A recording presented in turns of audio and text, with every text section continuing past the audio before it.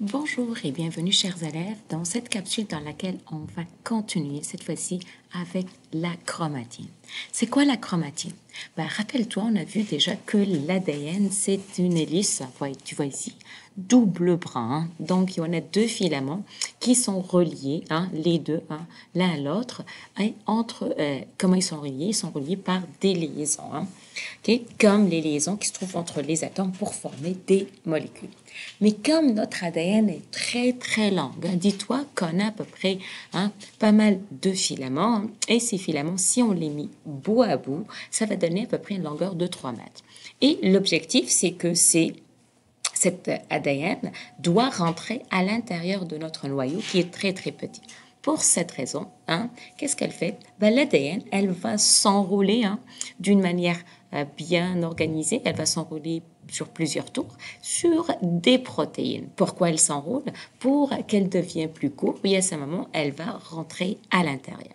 Donc, la chromatine est tout simplement, c'est de l'ADN qui est entouré autour des protéines et ces protéines vont porter le nom d'histones. Pourquoi on les appelle comme ça? Parce que ce sont des protéines qui vont se retrouver à l'intérieur du noyau. Donc, l'ADN ou la chromatine est tout simplement une façon par laquelle l'ADN va apparaître à l'intérieur de notre cellule. Ce que tu dois savoir, c'est que durant la vie de la cellule, on va parler de chromatine. On va utiliser le terme chromatine parce que l'ADN, elle va être tout simplement ce qu'on appelle sous forme relâchée, c'est-à-dire qu'elle va être entourée sur des protéines. Et la raison pour laquelle elle fait ça, c'est tout simplement pour qu'elle soit plus courte et elle rentre à l'intérieur de notre noyau. Donc, à 90% de la vie de la cellule, on va donner à l'information génétique le nom de chromatine. Toutefois, lorsque la cellule va essayer de se diviser parce que pour une raison ou une autre, c'est la fin de sa vie, parce que en fait, elle est abîmée, elle doit se diviser pour être remplacée par une nouvelle cellule. À ce moment, si j'essaie de faire une copie de la chromatine, ça va être très difficile parce qu'ils vont s'entremêler ces filaments, ils sont très lents, même s'ils sont enroulés, mais ça reste encore lent.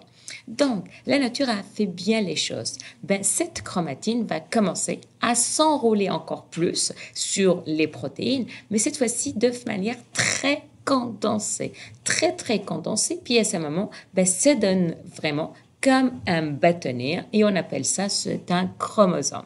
Donc, un chromosome, c'est de la chromatine qui est plus enroulée sous forme très condensée. Elle s'enroule sur quoi? Elle s'enroule encore sur les protéines, les histones. Donc, on parle de chromosome, c'est vraiment un seul brin. Mais rappelle-toi, à quel moment la cellule, on va utiliser le terme chromosome, c'est que lorsque la cellule va se diviser.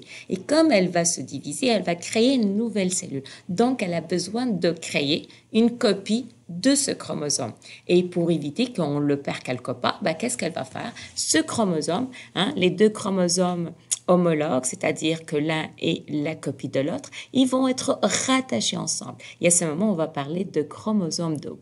Mais dans le vocabulaire de tous les jours, on va associer cette forme de X à ce qu'on appelle chromosome.